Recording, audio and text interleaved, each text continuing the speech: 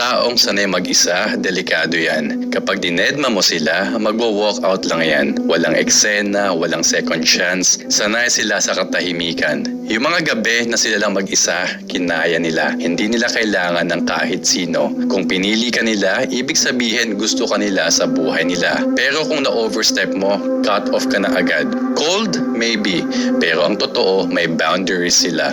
At hindi sila natatakot gamitin yon. Try mo silang i-manipulate, threaten na aalis ka, bubuksan pa nila yung pinto para sa'yo. Hindi dahil sa wala silang pakialam, kundi kasi hindi nila kailangan habulin yung mga taong hindi para sa kanila. Kasi alam nila, better to lose a person than to lose yourself. Hindi sila nag-chase, hindi sila nang hihingi. Pinapangalagaan nila ang peace of mind nila. Dahil pinaglaban nila to ng matagal na panahon. At kapag ang tao ay kontento na sa sarili niya, wala kang magagawa. Wala kang power sa taong buo na mag-isa pa lang. Hindi sila natatakot maging mag-isa. Pinapahalagahan nila yan. Marami na silang pinagdaanan at nalampasan. Hindi sila bitter. Totoo lang sila sa sarili nila. Kasi kapag pinili ng tao ang respeto sa sarili kaysa sa drama at gulo, kapag pinili niya ang peace kaysa sa toxic na companionship, that person becomes powerful and dangerous.